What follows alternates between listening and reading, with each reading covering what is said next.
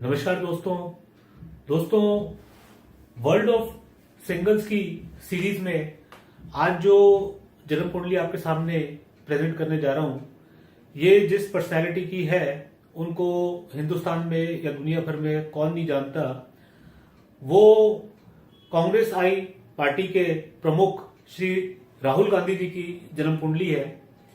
दोस्तों, क्योंकि चर्चा यहाँ पे अविवाहित रहने की हो रही है कि जीवन क्यों अविवाहित होकर के इंसान का बीत जाता है।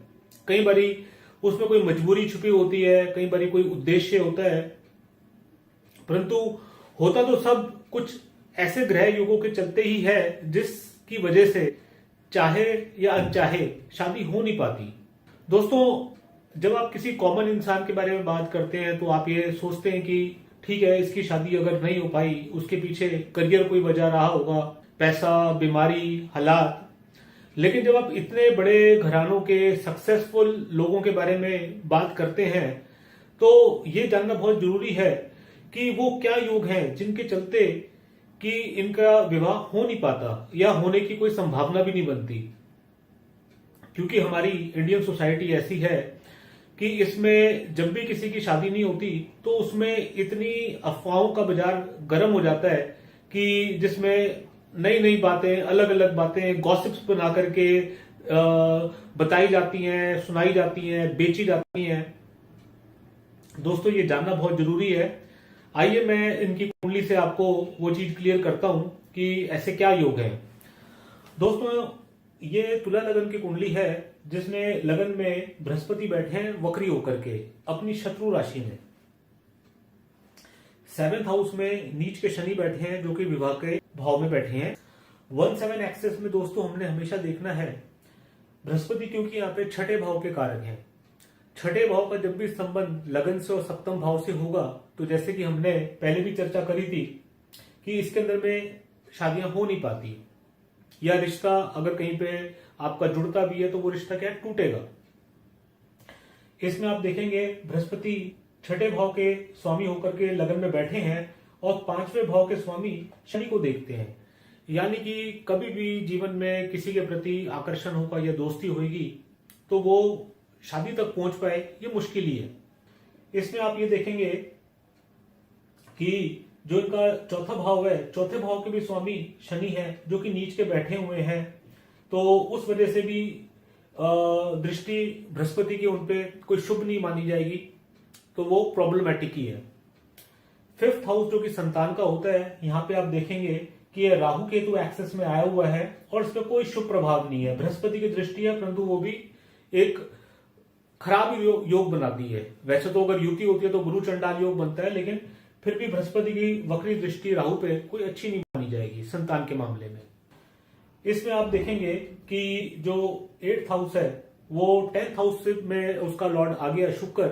8th हाउस क्या है दोस्तों, कंट्रोवर्सी का होता है। वो शादी की आयु उम्र भी बताता है, परंतु इस केस में आप देखेंगे क्योंकि शुक्र जो है वो लगन का भी स्वामी है और शादी का कारक भी है। अष्टम भाव का स्वामी जब भी दशम भाव में बैठेगा तो आपके प्रोफेशनल करियर के अंदर में कंट्रोवर्सीज जुड़ते जाएंगी। ऐसा ही जो पिछला वीडियो हमने सलमान खान साहब का देखा था, सलमान खान की कुंडली में भी आपको मैं याद दिलाऊं कि उनके बुध जो है वो कर्म स्थान में बैठे हुए जो कि उनके 8वें भाव के स्वामी हैं। तो ऐसे लोगों के साथ में लाइफ में कंट्रोवर्सीज हमेशा ज्यादा जुड़ी रहती हैं। चंद्र कुंडली से यदि आप देखेंगे तो इनके 7th हाउस के अंदर में जो है सूर्य और मंगल सेपरेटिव प्लैनेट्स हैं। सेपरेटिव प्लैनेट्स शादी नहीं करवाते। इसके ऊपर में शनि का इन्फ्लुएंस है। शनि का इन्फ्लुएंस जब भी लुमिनरीज के ऊपर में होगा, सूर्य और चंद्र के ऊपर में, तो ऐसे लोगों की शादी के प्रति रुचि नहीं रहती। इस केस में भी वही चीज आप देखेंगे, शनि का इन्फ्लुएंस सूर्य पे और मंगल पे पड़ रहा है, इस वजह से शादी का रुझान नहीं। इस चीज को आप नवांश कुंडली में भी कंफर्म करके देख सकते हैं। नवांश में लगन सेम है, तुला लगन, जहां पे वक्री बृहस्पति बैठे हैं। 2nd हाउस में सूर्य मंगल की राशि में है जिसके साथ में शनि की युति है। शनि का जो प्रभाव है वो सूर्य पे यहां पर भी जो है रिपीटिशन में आप देखेंगे।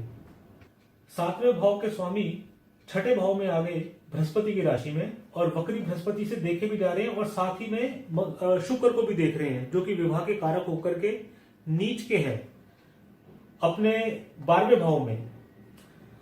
दोस्तों यहां पे आप देखिए कि मंगल बृहस्पति की राशि में होने की वजह से विध्वंस के योग पैदा करता है। पहले भी वीडियोस में आपको मैं बताते चले आया हूं कि बृहस्पति मंगल की युति या आपस में एक दूसरे की राशियों में बैठे होंगे तो वो शादी के लिए अच्छे योग नहीं होंगे। इस केस में मंगल 6ठे भाव में बैठे हैं जो कि कंट्रोवर्शियल है, शादी का रिश्ता तोड़वाने का भाव है।